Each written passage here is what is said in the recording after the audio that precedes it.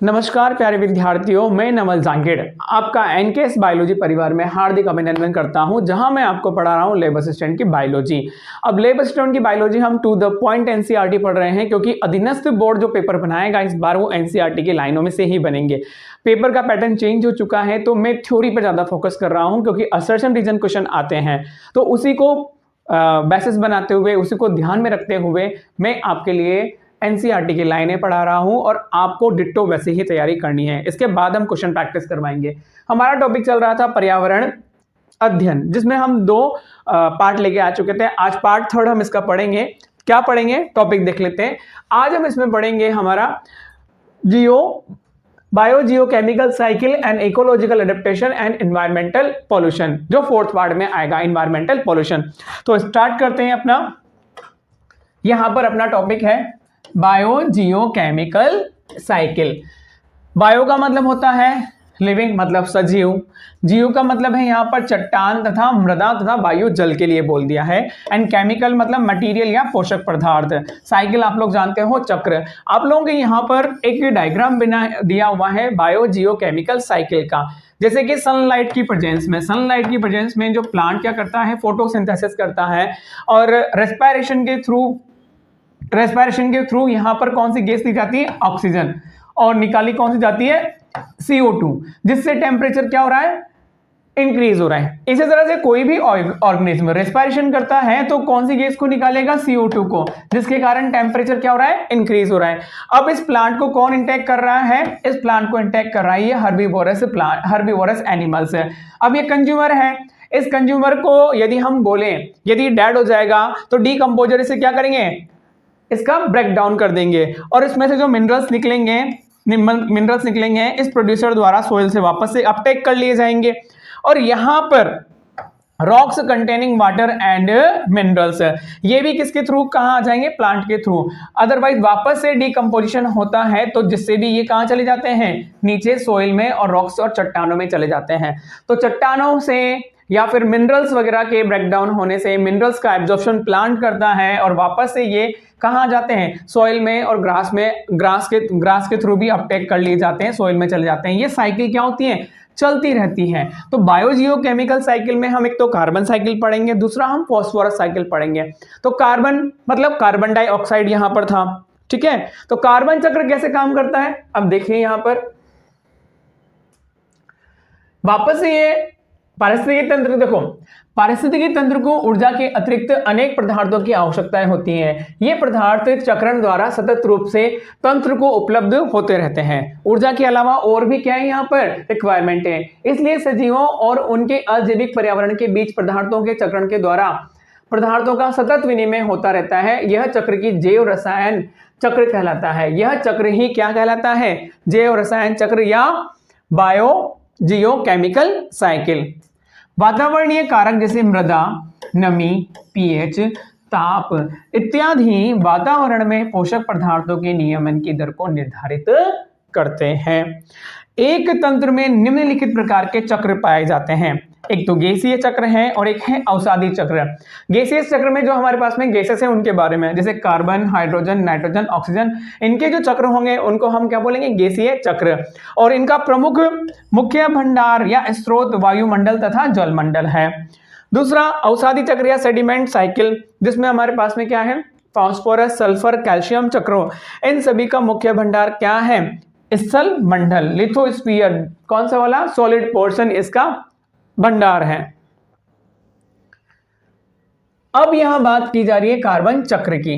Carbon चक्र sunlight की presence में ये प्लांट फोटोसिंथेसिस कर रहा है, तो कौन सी गैस को ले रहा है बेटा, CO2 को ये अपटेक कर रहा है।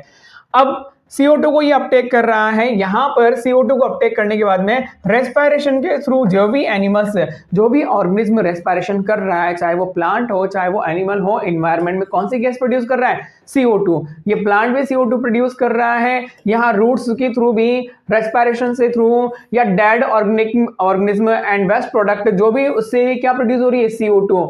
ऑटो एंड फैक्ट्रीज एम्बिशन, इससे भी क्या हो रही है, CO2 प्रोड्यूस हो रही है। तो यहाँ CO2 प्रोड्यूस होती जा रही है, उसको प्लांट यूटिलाइज कर रहा है। यहाँ पर डेड ऑर्गेनिज्म भी क्या कर रहे हैं, डेड ऑर्गेनिज्म का क्या हो रहा है, फ्रेगमेंटेशन किया जा रहा है। डेड ऑर्गेनिज्म जो है वो ब्रेक डाउन किए जा रहे हैं, किसके थ्रू, माइक्रो ऑर्गेनिज्म के थ्रू। तो यहाँ पर क्या हो रहा है, dead organism and waste product, fossils and fuels में भी क्या हो रही है, यहाँ पर उनको यूज करके हम लोग एक तरह से CO2 को क्या कर रहे हैं, प्रोड्यूस कर रहे हैं। तो कार्बन साइकिल के बारे में देखना, कार्बन के मुख्य भंडार वायुमंडल, महासागर, कार्बोनेट की चट्टानें, कोयला व पेट्रोलियम होते हैं। कोल, बहुत सारा कोयला है, कहां पर है, बहुत सारी खदानें हैं कोयले की, तो वो कोल क्या है, कोल में क्या है, कार्बन कंटेंट है। कार्बन कंटेंट के बेसिस पर 4 टाइप का कोल्स आपका मिलता है, anthracite, lignite, peat and bitumen. तो वो कोल ही तो है।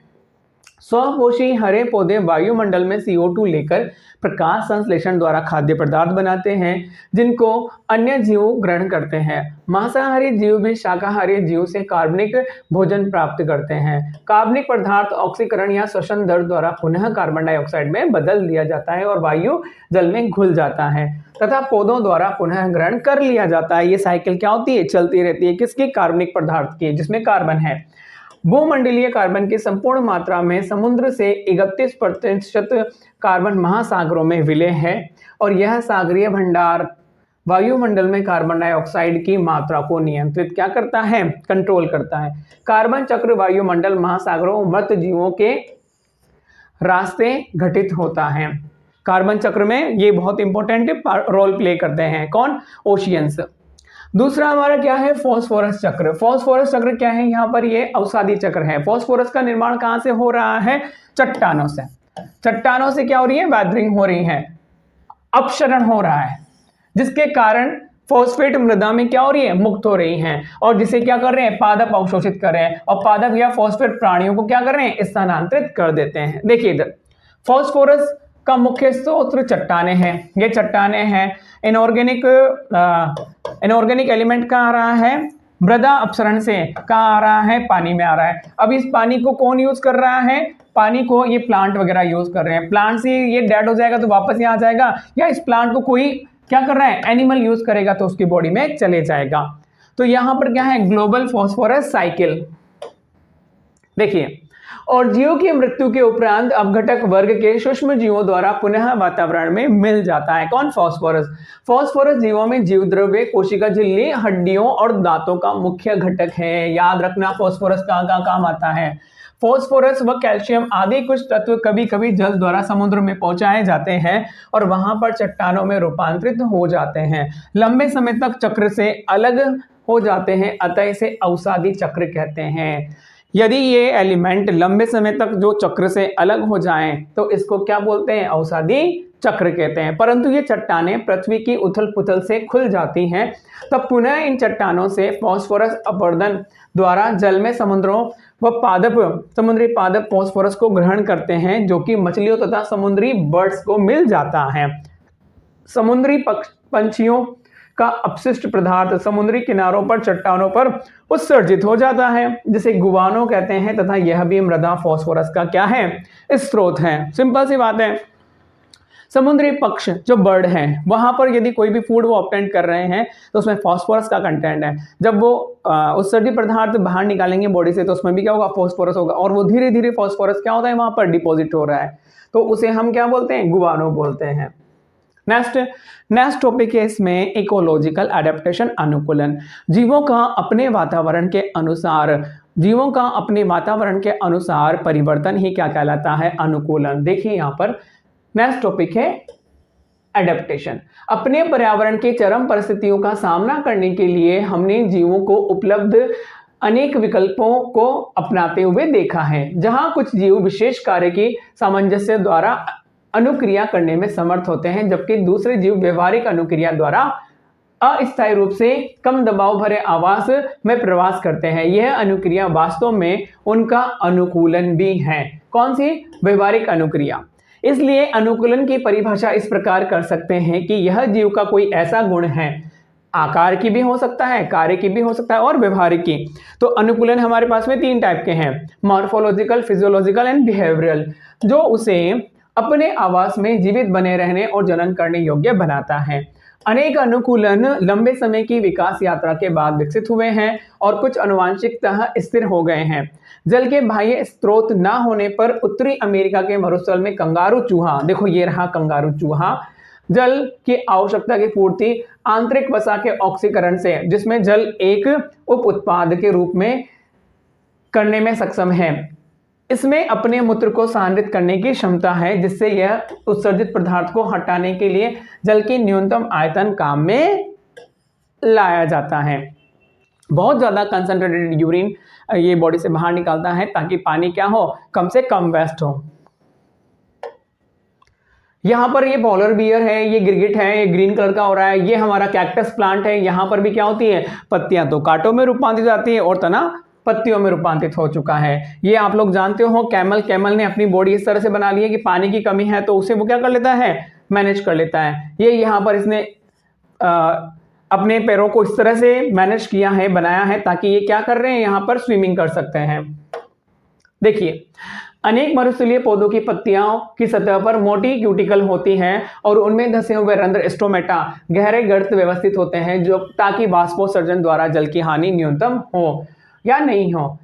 उनके प्रकाश संश्लेषण, जिसे हम CAM बोलते हैं, क्रैसुलेशन एसिड मेटाबॉलिज्म, मार्ग विशेष प्रकार के होते हैं, जिसके कारण ये रंध्र दिन के समय बंद और रात के समय क्या होते हैं, ओपन होते हैं। कुछ मरुस्थलीय पादप जैसे कि ओपेंशिया, ये रहा नागफनी, कैक्टस आदि में पत्तियां नहीं होती हैं बल्कि कांटों में रूपांतरित हो जाती हैं और प्रकाश संश्लेषण का कार्य चपटे तने द्वारा किया जाता है। मतलब तना किस में कन्वर्ट हो गया है, पत्तियों में, और पत्तियां किस में बदल चुकी हैं, पत्तियां कांटों में।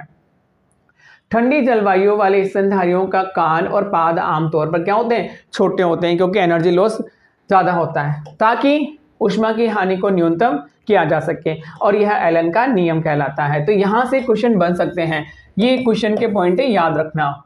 ध्रुवीय समुद्रों में सील जलीय स्तनधारियों में उनकी त्वचा के नीचे वसा या ब्लबर की मोटी परत होती है, जो ऊष्मारोधी इंसुलेटर का काम करती है और शरीर की ऊष्मा हानि को क्या करती है, कम करती है। ये रही ब्लबर, ये रहा ब्लबर होता है इनके नीचे, ठीक है। और ये स्टोमेटा है, सनकन स्टोमेटा है लीफ के अंदर। कुछ जीवों के अनुकूलन कारकी होते हैं। कैसे होते हैं बेटा, फंक्शनल, यहां पर फंक्शनल कारकी देखो, जिसकी वजह से वह दबावपूर्ण परिस्थितियों के प्रति शीघ्र अनुक्रिया करते हैं। अगर आपको कभी उच्च तुंगता वाले क्षेत्र में जाने का मौका मिले, यहाँ पर फिजियोलॉजिकल इफेक्ट क्या है, जैसे कि 3,500 मीटर ऊंचाई से अधिक मनाली के पास रोहतांग दर्रा, तिब्बत या मानसरोवर में जाएंगे तो आप तुंगता बीमारी अवश्य अनुभव किया होगा। तुंगता मतलब जैसे कि जी घबराना, क्योंकि वहां पर ऑक्सीजन तो है लेकिन उसका जो प्रेशर है वो क्या होता है, कम हो जाता है। तो जिस प्रेशर से बॉडी में ऑक्सीजन जानी चाहिए थी उस प्रेशर से नहीं जाती, और हमको क्या लगती है, हमको ऑक्सीजन की डिफिशियंसी में जी घबराना स्टार्ट हो जाता है। इस बीमारी के लक्षण है कि मिचली, थकान, हृदय स्पंदन में वृद्धि। इसका कारण यह है कि उच्च तुंगता वाले क्षेत्र में वायुमंडल का दाब क्या हो जाता है, कम हो जाता है। याद रखना, ये इंपॉर्टेंट लाइन है, यहां से क्वेश्चन बनेगा। इसलिए शरीर को पर्याप्त ऑक्सीजन नहीं मिल पाती, लेकिन धीरे धीरे आप अनुकूलित क्लाइमेटिक एक्लेमेटाइज्ड हो जाते हैं और आपको तुंगता बीमारी का अनुभव नहीं होता। हम लोग क्या होते हैं, धीरे धीरे एक जगह बैठ जाएंगे, पहले हम चढ़ रहे हैं तो क्या होगा, थक जाएंगे, फिर एक जगह बैठ जाएंगे तो नॉर्मल, हमारी बॉडी को ज्यादा एनर्जी की रिक्वायरमेंट नहीं, ज्यादा एक्टिवनेस नहीं है, तो धीरे धीरे नॉर्मल हो जाएगा। आपके शरीर में इस समस्या का समाधान कैसे किया, आपका शरीर कम ऑक्सीजन उपलब्ध होने की क्षतिपूर्ति लाल रुधिर कोशिकाओं के उत्पादन दर को क्या करता है, बढ़ा देता है। ऑक्सीजन कम है और ले जाने वाली आरबीसी भी यदि कम है तो क्या किया जाए, आरबीसी को बढ़ा दिया जाए, ताकि जितना अमाउंट आ रहा है उसको जल्दी जल्दी कहां तक, टिश्यू और सेल तक पहुंचाया जाए। हीमोग्लोबिन की बंधनकारी क्षमता घटाकर और श्वसन दर को क्या करते हैं, बढ़ा लेते हैं। हिमालय के ऊंचे क्षेत्रों में अनेक जनजातियां इस तरह की रहती हैं, तो उनका बॉडी क्या उस तरह से अडेप्ट हो जाती है, इसलिए वो क्या होते हैं, बहुत ज्यादा गोरे होते हैं, क्योंकि आरबीसी का निर्माण क्या होता है, उनमें बहुत ज्यादा होता है। सूक्ष्म जीव जैसे कि बैक्टीरिया, वो 100 डिग्री टेम्परेचर भी क्या कर रहे हैं, सर्वाइव कर रहे हैं। उन्होंने अपनी बॉडी को इस तरह से अडेप्ट कर लिया है। जो तप्त गर्म झरनों, गहरे समुद्र में उष्ण जलीय निकासों में जहां तापमान 100 डिग्री से भी ज्यादा है, खूब फलते फूलते हैं। अनेक मछलियां दक्षिणी ध्रुव जल में खूब पनपती हैं, जहां प्रकाश जहां का तापमान हमेशा शून्य से क्या रहता है, कम रहता है। ये आर्किबैक्टीरिया है, ये एंजल फिश है ना, डीप सी फिश। अनेकों समुद्री अकशेरुकी व मछलियां महासागर की बहुत अधिक गहराई में रहती हैं, जहां का दबाव उस सामान्य वायुमंडल दबाव से 100 गुना क्या है, अधिक होता है। कुछ जीव अपने पर्यावरण में होने वाले परिवर्तनों का सामना करने के लिए व्यवहारिक अनुक्रियाएं दर्शाते हैं। बिहेवियरल स्तनधारियों में अपने आवास के उच्च तापमान के निपटने के लिए जो कार्य की योग्यता होती है, फिजियोलॉजिकल थी, उच्च तापमान के लिए। मरुस्थल में छिपकलियों में इस योग्यता की कमी होती है, वो फिजियोलॉजिकल नहीं दर्शाती, वो बिहेवियरल दर्शाती है, लेकिन वह व्यवहार के साधनों का अपने शरीर का तापमान को स्थिर बनाए रखती है। ये इंपॉर्टेंट लाइन है, यहाँ से क्वेश्चन बनेगा, ये पूरा पैराग्राफ इंपॉर्टेंट है, यहाँ से क्वेश्चन बनेगा कि ह्यूमन कौन सा दर्शा रहा है, फिजियोलॉजिकल, लेकिन वहां पर जो डेजर्ट में मछलियां हैं वो कौन सा दर्शा रही हैं, बिहेवियरल एडेप्टेशन दर्शा रही हैं। जब उनका तापमान सुविधा स्तर से नीचे चला जाता है तब वे धूप से सेक कर उष्मा अवशोषित करती हैं। टेम्परेचर क्या हो गया, कम हो गया, तो धूप सेक कर उष्मा अवशोषित करती हैं। लेकिन जब परिवेश का तापमान बढ़ने लगता है तब वे छाया में चली जाती हैं। देखो यहाँ पर ये क्या आ गई, ये छाया में आ गई। और कुछ स्तनधारियों में भूमि से ऊपर की ओर उष्मा से बचने के लिए मिट्टी में बिल खोदने की क्षमता भी होती है। बाहर आ गई, ये धूप सेकने ज्यादा हो गई तो कहां चली गई, नीचे चली गई। इस तरह से ये क्या दर्शाया हुआ है, इन्होंने दर्शाया है बिहेवियरल, व्यवहारिक अनुक्रिया। और ह्यूमन कौन सा दर्शाता था, कार्य की अनुकूलन दर्शाता था, कार्य की अनुकूलन। तो हमने यहाँ पर अडेप्टेशन पढ़ा है, अडेप्टेशन 3 टाइप के थे और तीनों टाइप हमने पढ़ लिए हैं। नेक्स्ट टॉपिक अपना इसमें हम लेकर आएंगे कौन सा वाला, पर्यावरण, एक एनवायरमेंटल पॉल्यूशन, ठीक है, पर्यावरण प्रदूषण लेकर आएंगे। जो भी आपको डाउट हो आप मुझे यहाँ कमेंट करके बता सकते हैं। मैं आपके जो यहाँ टॉपिक लेकर आ रहा हूँ वो ज़्यादा से ज़्यादा मैं 25 मिनट या 30 मिनट में कंप्लीट कर रहा हूँ, क्योंकि आपको रीडिंग ही लगानी है। पढ़ा हुआ सबने सब कुछ है, सबने पढ़ रखा है सब कुछ, लेकिन हम उससे गो थ्रू हो जाए ताकि हमें पता रहे कि एनसीईआरटी की लाइनें क्या क्या हैं। तो आप ये मत समझना कि सर की वीडियो बहुत छोटे होता है, क्योंकि आप भी ज़्यादा नहीं टिक सकते, मुझे पता है बच्चों की कैपेसिटी कितनी होती है। इसलिए मैं ज़्यादा कोशिश करता हूँ कि 30 मिनट में ज़्यादा से ज़्यादा कंटेंट आपके सामने, आंखों के सामने से उसको निकाला जा सके। Thank you so much.